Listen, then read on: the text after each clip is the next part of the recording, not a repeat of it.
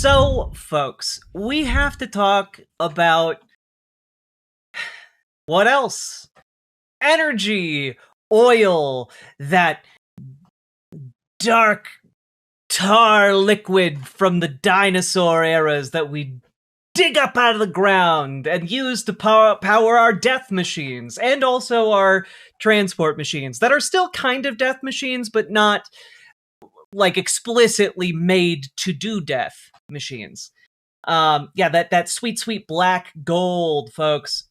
We got to talk about it. And also liquefied natural gas.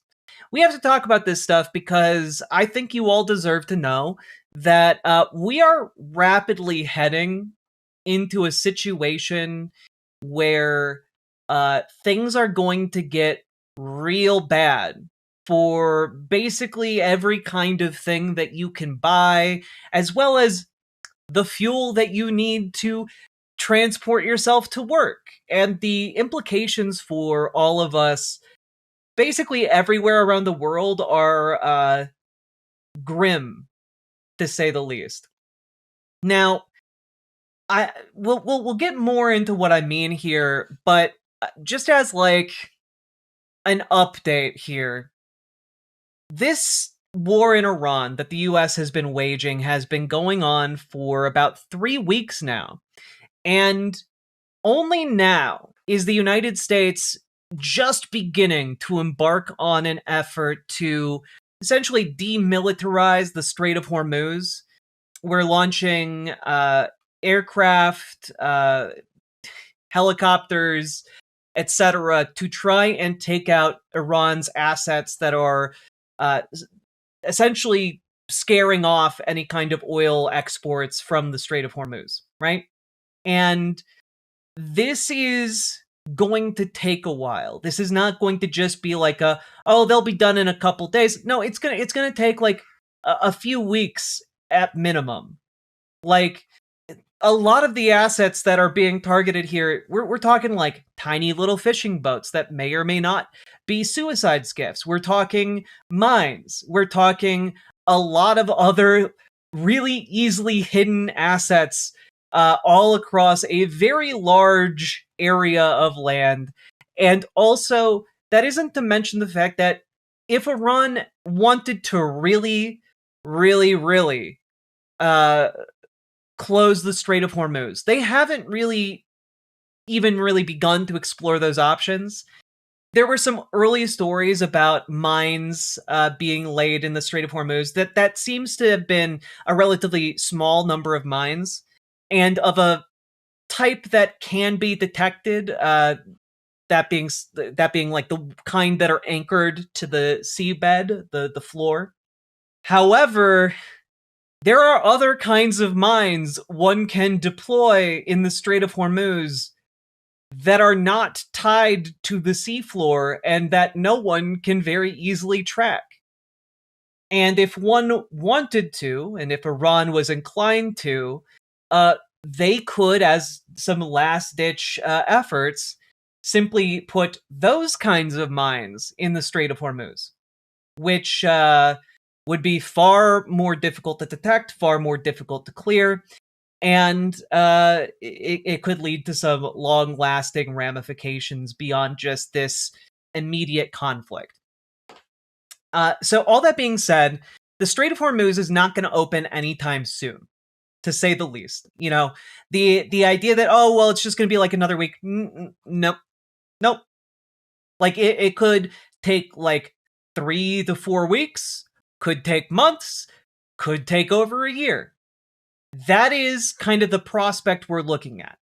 And the longer the Strait of Hormuz stays closed, the more the chances go up that the conflict between the US and Israel and Iran is going to boil over and start hitting other oil refineries, natural gas refineries, etc. Because that's already happening, right? This is already happening, and we talked about this the other day, right? Specifically, I brought up this post from Donald Trump. Israel, out of great anger for what has taken place in the Middle East, has violently lashed out at a major facility known as South Pars gas field in Iran. A relatively small section of the hull has been hit. The United States knew nothing about this particular attack, and the country of Qatar was in no way, shape, or form involved with it, nor did they have any idea that it was going to happen. Unfortunately, Iran did not know this or any of the pertinent facts pertaining to the South Pars attack, and unjustifiably and unfairly attacked a portion of Qatar's LNG gas facility. No more attacks will be made by Israel pertaining to this extremely important and valuable South Pars field unless Iran unwisely decides to attack a very innocent, in this case Qatar, in which instance the United States of America, with or without the help or consent of Israel, will massively blow up the entirety of the South Pars gas field at an amount of strength and power that Iran has never seen or witnessed before. I do not want to authorize this level of violence and destruction because of the long-term implications that it will have on the future of Iran, but if Qatar's LNG is attacked again, I will not hesitate to do so. Thank you for your attention to this matter, President Donald J. Trump. Now, something that I didn't really talk about and was unaware of the other day is a couple of different things here, which is the South Pars gas field and Qatar's liquefied natural gas facility. They are both the same natural gas reservoir. So essentially, what Donald Trump is saying here is, hey, if you attack Qatar's natural gas facilities, we'll blow up all the natural gas that Qatar also relies on, which is certainly a threat, I guess. But more than that, right? This article, Iran attacks wipe out 17% of Qatar's liquid natural gas capacity for up to 5 years, Qatar Energy CEO says. Okay. Which, this strike on their facility that lowered it by 17%, it's worth noting that a colossal amount of the globe's liquid natural gas supply comes from this particular facility. It took 14 years to build this, and it is, at a minimum, going to take over a year for them to fix the damage that was done to it. And that is assuming it doesn't get hit again. Okay? And the damage that has been done is estimated right now to be about $20 billion worth. And so this is really bad. In fact, it is so bad that Qatar Energy has been forced to do what is called force majeure, which is essentially activating a part of their contract clause where, in the case of like natural disaster or war, they cancel their contracts. And so what this means is that this is going to impact all kinds of things, not just like liquefied natural gas. This facility also processes things like helium, naphtha.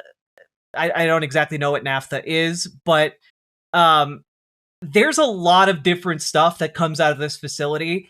And long story short, this has global implications. In fact, it has so much global implication here that Al Jazeera's analysts say that the attack on this facility alters the global gas market outlook. Okay?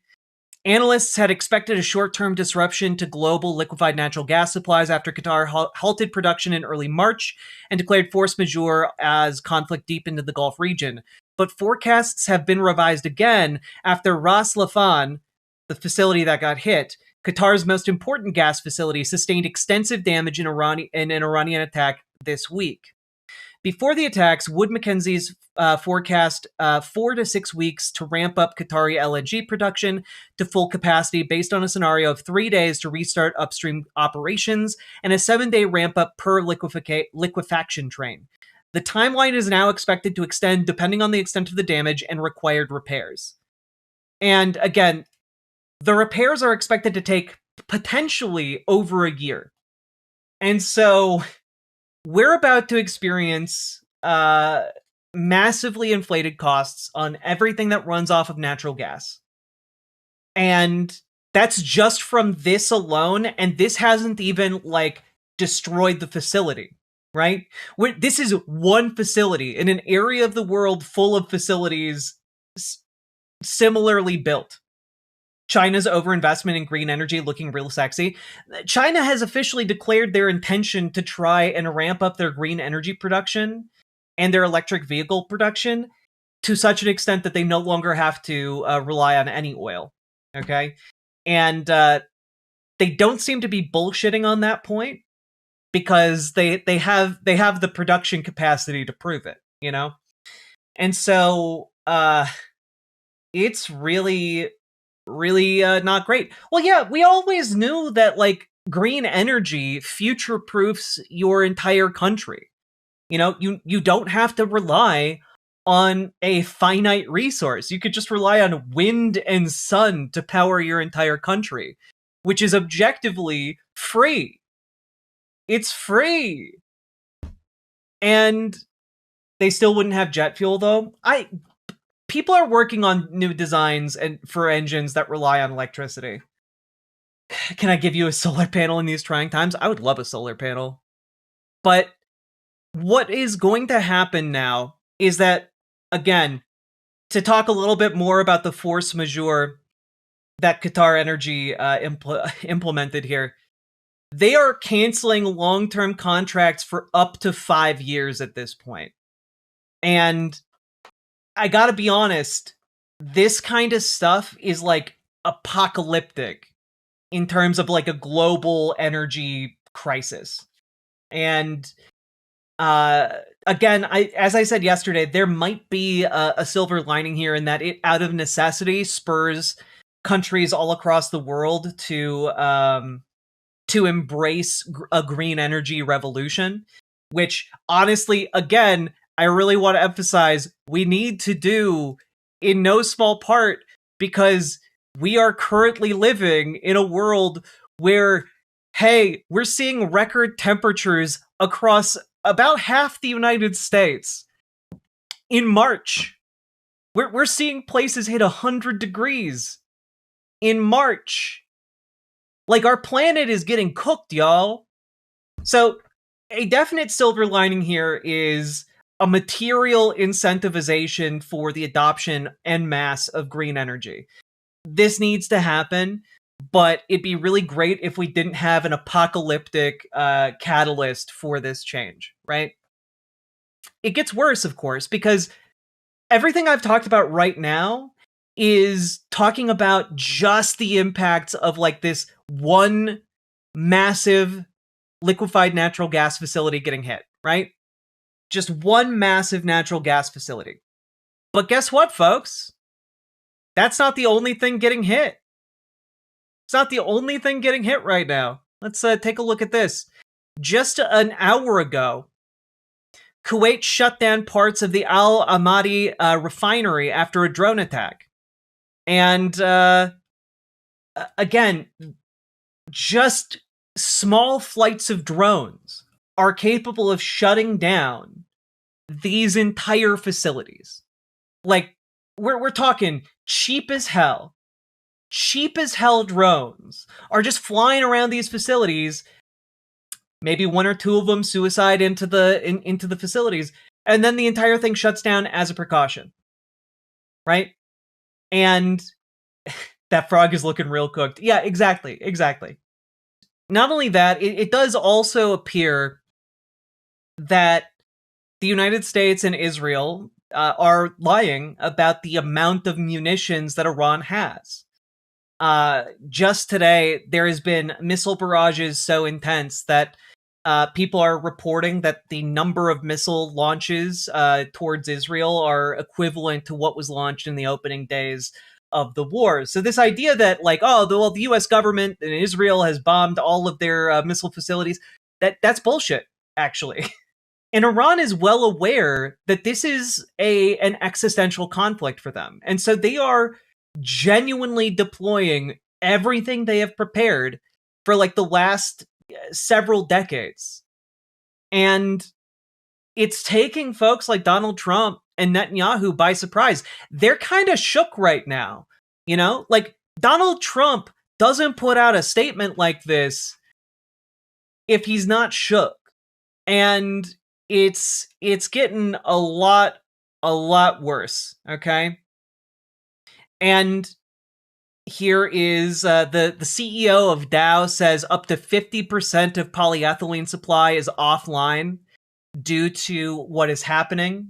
Said that on a conference call just yesterday. And that's bad. That is quite a bad state of affairs. Wasn't the Dow over 50,000? It's true, it was. And now it's not, actually. And so we're starting to see this expand. Stock up on rice and beans.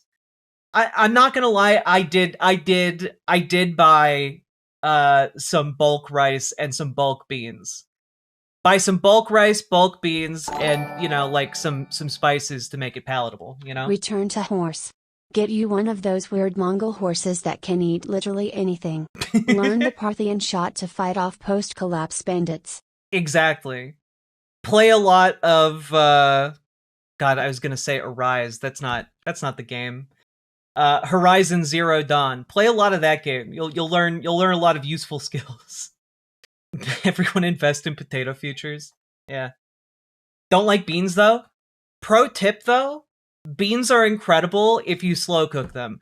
Just slow cook your beans and properly spice them. I swear to God, you can make tasty as hell beans.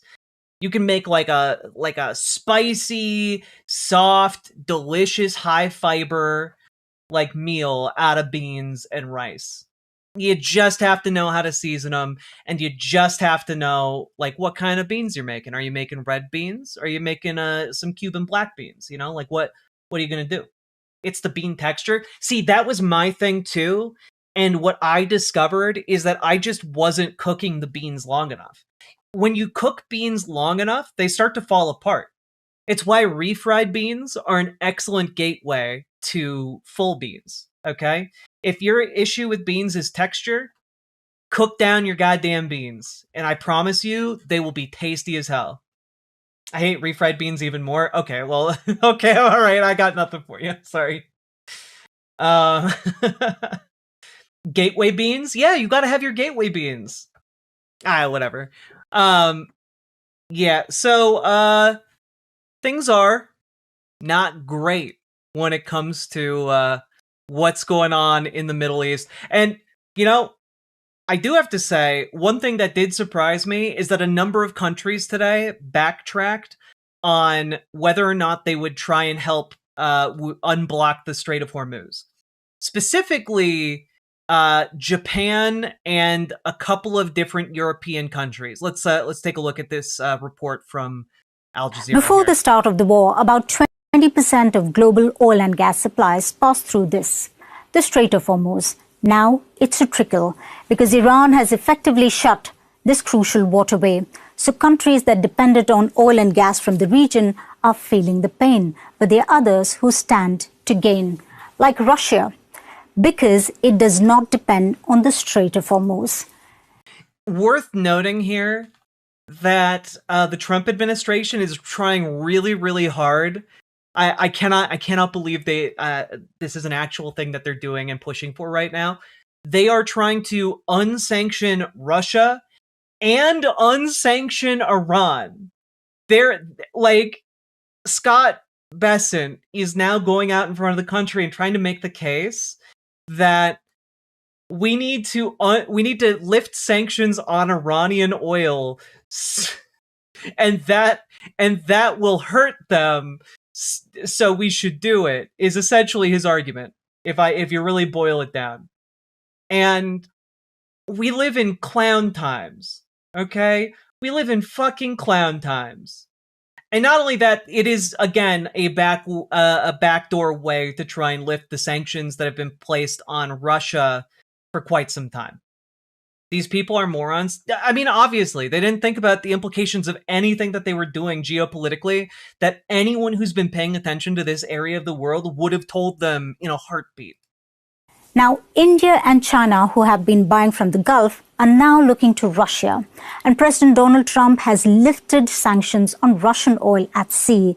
That means countries that risk getting fined for buying Russian oil now have a reprieve.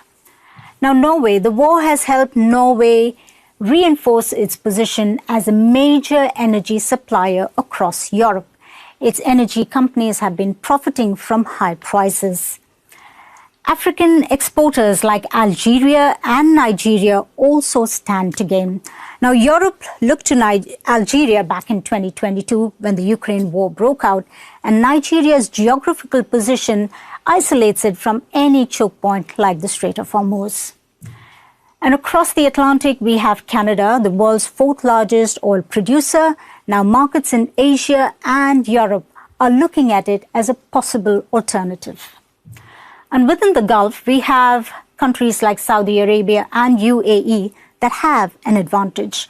Well, they can use the Strait of Hormuz and they use it, but they also have pipelines, but only a fraction of their exports have been able to move through these. And further, we have Iranian drone strikes on refineries that have halted production. Okay, can I just say, the fact that they have a gigantic touchscreen like this, where they have a button for drawing the path of animated drone movements, that is wild. You have a button for that. That's crazy. Here. And finally, the country that's at the center of the crisis, Iran. Now, it's managing to supply its customers because it's allowing its vessels to pass through the Strait of Hormuz. But attacks on Kurg Island, which stores vast quantities of crude, may have an impact on its ability to export in future. So that gives a really nice overview. Just as an FYI, though, prices for oil today surged to almost $120 per barrel, which is, I think, about $40 or $50 up from where it was previously. Like, it's been crazy. It's insane. Okay? And we are potentially looking at a scenario where price for oil goes up to $200 per barrel. Okay? It's really bad, guys. I am curious because so far as I know, Japan and a number of different European nations have said they're going to help try and unblock the Strait of Hormuz, but they haven't said exactly what that looks like yet. And so I'm wondering if, like, I don't think they're going to send, like, their navies over. Like, they're already operating, like, Japan in particular is operating under some immense strain on its oil and power infrastructure. I don't know if they have the ability to, like, send naval assets to the Strait of Hormuz to try and unblock it. Green, let's go. I mean, that is what is necessary now. It's incredibly, incredibly necessary to embrace green energy. Because I do also want to note that conflicts like this that disrupt global oil energy supply chains are only going to become more common as we go into a period of global warming, you know? As we continue into this period of global warming. You know, and whether it is battle over oil resources or battle over water resources, stuff like this is going to disrupt entire global supply chains. And so it is well worth investing right now into a green energy revolution. Of course, that is probably not going to happen under Donald Trump, but as we look forward to 2028 and different presidential candidates, folks need to be stepping up and talking about this because this conflict should be showing everybody in the world the necessity of embracing green energy, you know? Unclogging the Strait of Hormuz is like unclogging a toilet on the USS Ford. I still can't believe that they pulled the USS Ford out of the out of the combat zone. I thought for sure Donald Trump would just not give a shit and overextend troops until they like start snapping, you know? Do you think the US is trying to facilitate a truce between Israel and Saudi Arabia so that we have a rich/white foothold in the Middle East for an even more escalation?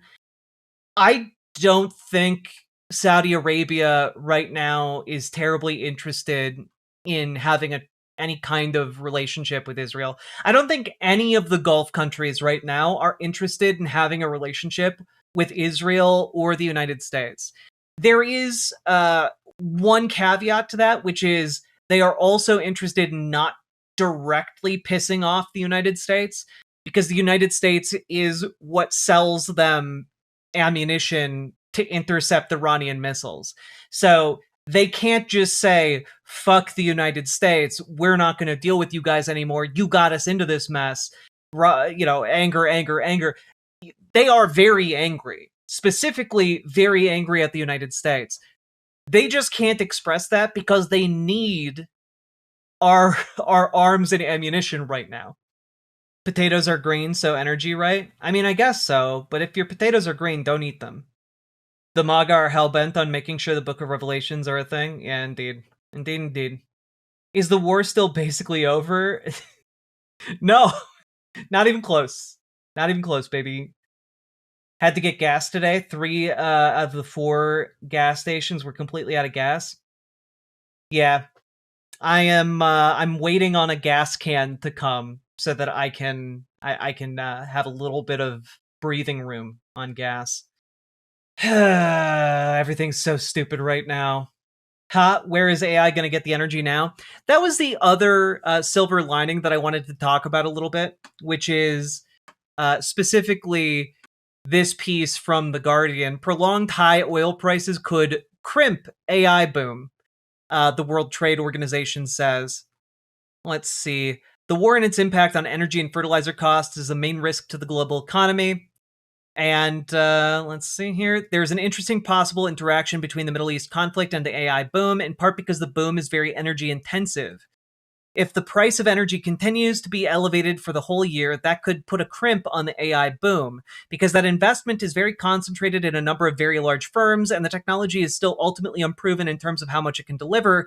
There's a bit of uncertainty there in terms of where the future is going, which is all of this according to the World Trade Organization's chief economist, which is maybe the most polite way I've ever heard someone say, this war over oil threatens to collapse the entire AI industry, in part because it's never been proven to deliver on any of its promises. Like, it's still ultimately unproven in how much it can deliver. Talking about an industry that is invested trillions into the AI boom. Like, it is insane.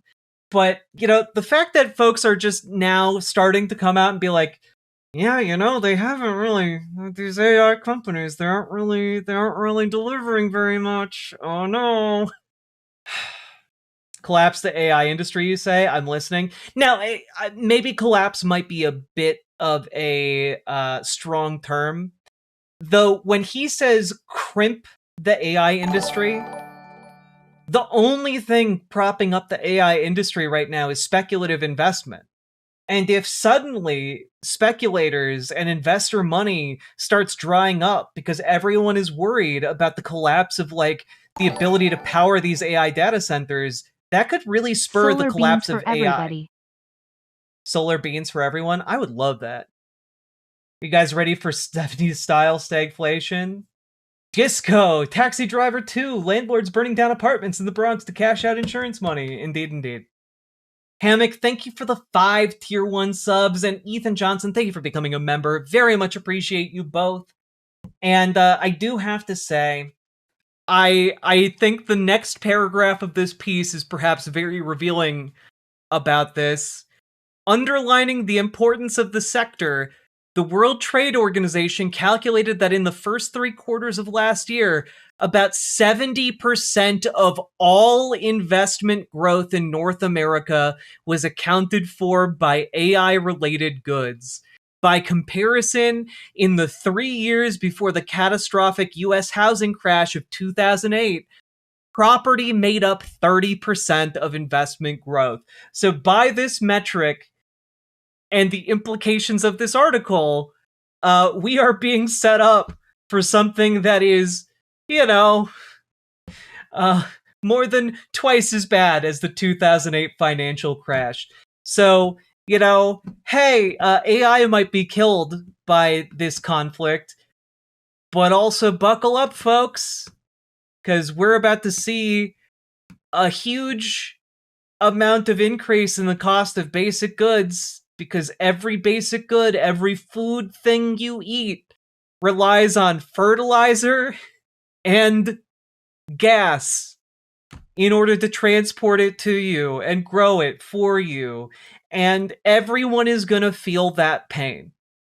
And then when gas prices start making AI companies feel that pain, and by extension, investors start seeing that pain on their spreadsheets, there is potential for a colossal collapse. And there's not really any way to sugarcoat that. The only way we get through this, folks, is by organizing. We have to be organized. We have to be ready.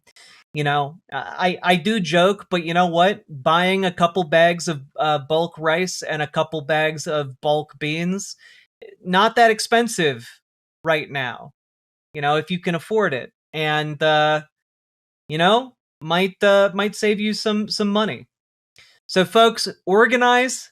Maybe consider buying some rice and beans, and also some spices. You gotta have the spices. Nothing worse than unspiced beans. So, all that being said, folks, if you're feeling scared, if you're feeling worried about where things are gonna go, the best way to get peace of mind is by organizing with like-minded people in your community who in a pinch can help each other, okay? So help one another, show up at your local Democratic meetings, radicalize your fellow folks who show up there, make them more progressive, make them embrace pro-working class policies instead of the pro-billionaire policies currently being embraced by both parties. And also, folks, consider joining your DSA. These two things are very important. DSA excels at reaching out to ordinary working people and unions. Get on that. Make your DSA more effective. It doesn't have to be a bunch of LARPy revolutionaries in a circle jerk, okay? It can, in fact, be an effective organizing apparatus, and if you join and try and point it in that direction, you can get good results. We can have New York City DSAs everywhere across this country, and we should seek to emulate that, okay? So join your local Dems, join your local DSA. If you need help getting started down that journey, you can join our Discord, reach out to Gamergy for help with your DSA, reach out to Dragonfly for help with your local Dems. And if you don't want to join the Discord, you can go over to riverboat.gg and talk to Gamergy, who's actually right here, and Dragonfly, who is not on screen right now, but is often around. So both are often around. You just got to reach out and ask for help, and we can start pointing you in the right direction. And last but not least, folks, please consider checking out ImogeneOlivia.com, gender euphoric lingerie designed from the ground up for trans femmes, tested also with cis men, cis women, non-binary folks.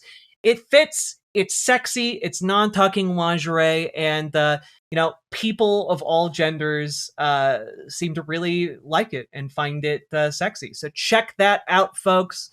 And new styles, sizes, and colors coming in the near future. Go do the things. Link down in the doobly-doo, and let's keep on going.